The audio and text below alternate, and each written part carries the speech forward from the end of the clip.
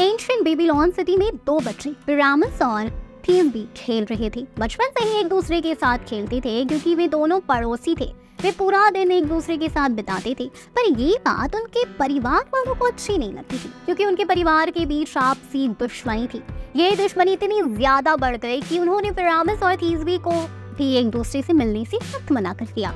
पिरामिस और थीब्स चाह रहे कर भी एक दूसरे से मिल नहीं सकते थे। पर एक दिन थीब्स को पाने घर की दीवारों से कुछ आवाज सुनाई थी। थीब्स पहले तो थोड़ी घबराई, फिर उससे अचानक एहसास हुआ कि वो आवाज सुन जो रही है वो किसी और की नहीं बल्कि पिरामिस की।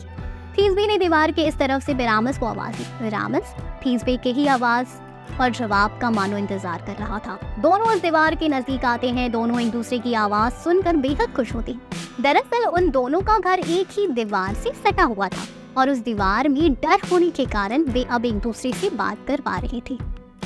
वे घंटों दीवार से सटे एक दूसरे से बात करते रहे। एक बार फिर थीब्स और पिरामिस एक हो गए। पिरामिस और थीब्स अब एक दूसरे से मिलना चाहते थे। वे अपने घर वालों के सामने तो नहीं मिल सकते थे, इसलिए उन्होंने एक दूसरे से छुप छुप कर मिलने का प्लान बनाया। उन्होंने फैसला किया कि वो रात के अंधेरे में बेबीलोन के मंदिर के पीछे एक मलबेरी के पेड़ के नीचे मिलेंगे। दोनों बेसब्री से रात होने का इंतजार करते और आखिरकार रात के अंधेरे में दोनों उस मलबेरी के पेड़ के नीचे पहुंच जाते हैं। दोनों अरसे के बाद मानो एक दूसरे से मिल रही थी। दोनों एक दूसरे को देखते देखते एक दूसरे के गले लग जाते हैं। पर ये जब बचपन के छोटे दोस्त नहीं रह गए थे। दोनों अब जवान हो चुके थे। पिरामिस अब एक नौजवान और लंबी कदकाठी वाला युवक बन चुका था और वहीं थीब्स बेहद खूबसूरत और जवान हो चुकी थी।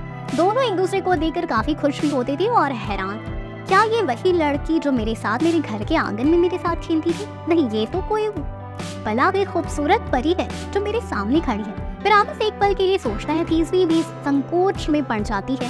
पिरामिस की नजर जिस तरह से उसे देख रही थी उसे शर्म से साराबोर कर रही थी। थीब्स को नहीं समझ आ रहा था कि आखिर वो इस शख्स से इतना शर्मा क्यों रही है, उसे ये बेचैनी क्यों हो रही है। वो उसे दूर भी नहीं जाना चाहती थी पर उससे इतनी शर्म क्यों आ रही है। वो उसे नजर भी नहीं मिला पा रही थी।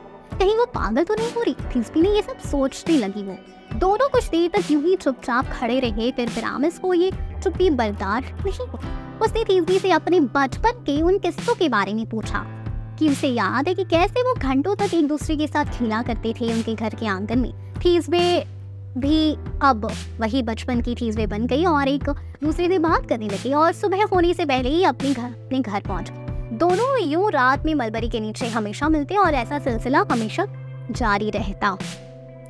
तो एक ऐसी ही कहानी आपको कुछ कुछ होता है 2 में देखने को मिल सकती है। तो आप कितनी एक्साइटेड हैं कुछ कुछ होता है 2 देखने के लिए? बताएं हमें कमेंट सेक्शन में। हम फिर मिलेंगे एक नई वीडियो के साथ। तो खुश रहिए। Thank you.